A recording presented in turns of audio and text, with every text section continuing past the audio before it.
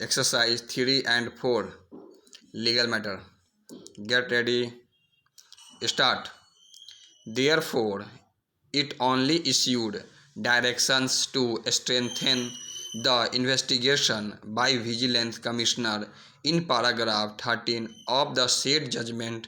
In that contest, the court noted that it was not necessary to transfer the inquiry oblique investigation to CBI. That is the thrust of the analysis of the previous judgments. If read in proper perspective, these aspects have been duly taken note of in the impugned judgment in paragraphs 107 onwards, including the legal position on the doctrine of res judicata, and finally answered in paragraph 141 to 144 of the impugned judgment in the following words: the observed by K.K.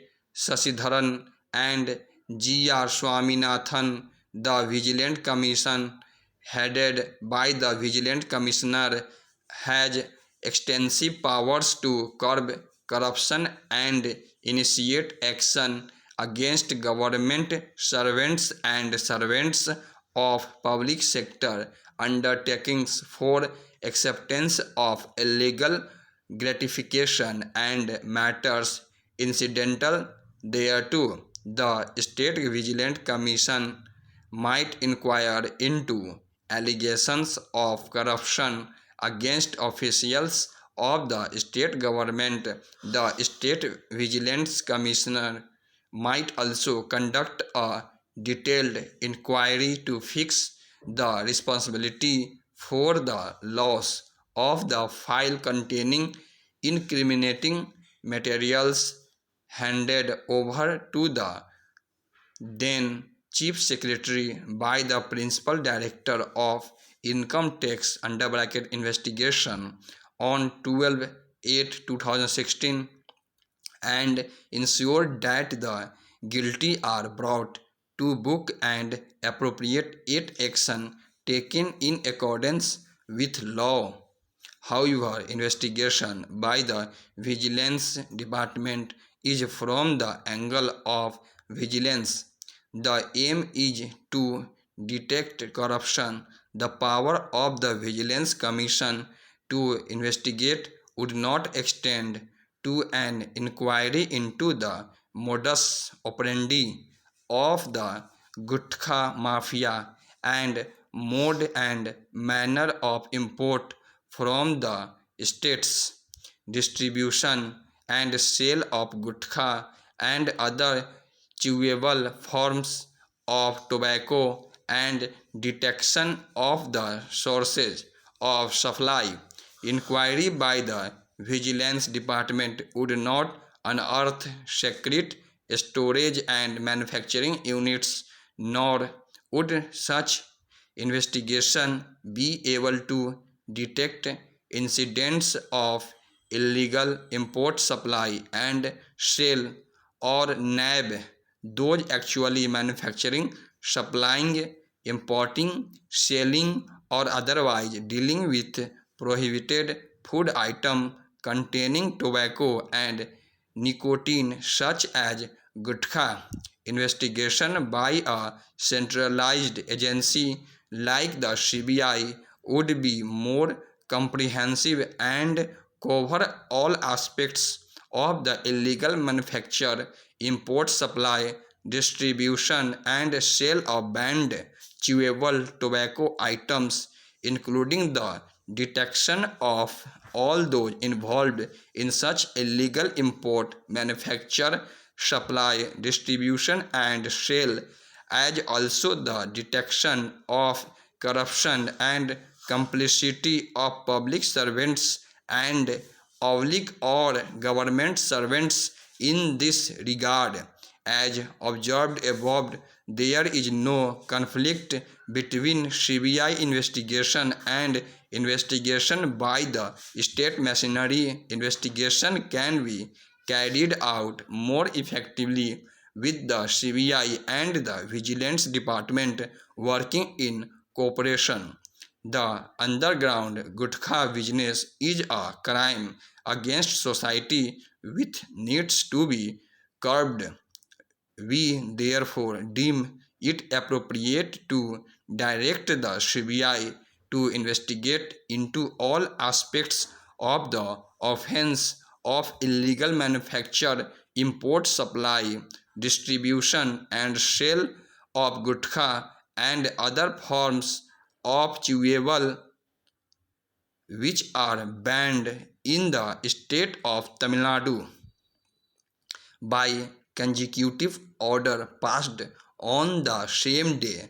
The aforesaid two applications were disposed of by the trial court, thereby dismissing an application filed by the petitioner under section 5 and 8 of the said act and allowing the said application filed by the opposite party number 1 under section 151 of the code directing the officer in charge motor theft section detective department Lal Bazar to forthwith realize the vehicle in question and to hand over the same to the opposite party number 1, Mr.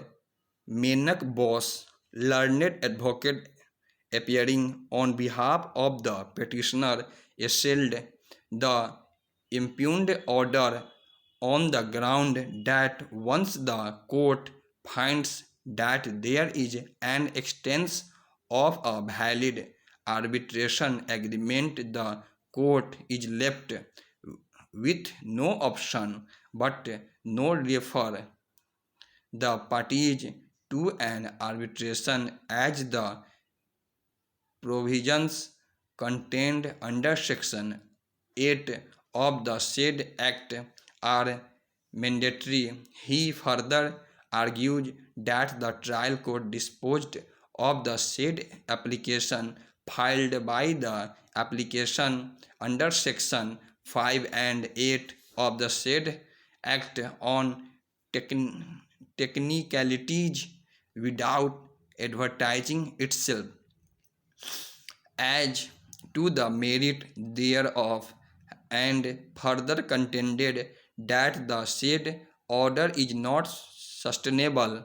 Mr. Syamal Chakravarti, learned advocate appearing on behalf of the opposite party, disputed the contention of the petitioner in contending that the opposite party number 1 as plaintiff challengers the very agreement being a product of fraud, and as such it is not the arbitrator but the civil court which can decide such dispute. He further contends that the opposite party number 2 is not a party to arbitration agreement, and as such it is only the civil court which can decide the disputes involved in the said suit.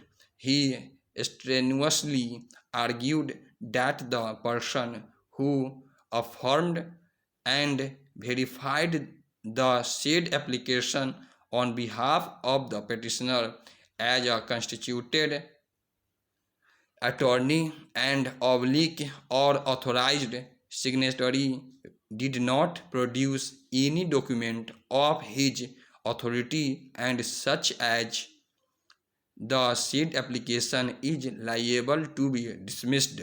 The opposite party number 1 has filed the said suit alleging that for the purpose of financial assistance in buying the motor vehicle in question, she approached the opposite party number 2, who agreed to grant to extend the loan of rupees 3,94,000 in an earlier the part of the month of October 2004, the petitioner granted the loan to the opposite party number 1 for purchase of the said vehicle, and the loan amount with accrued interest was agreed to be repaid in 47 equated monthly installments of rupees 11,097 commencing on and from 5th November 2004. It is further alleged that the said loan was agreed to be granted strictly in terms of the RBI guidelines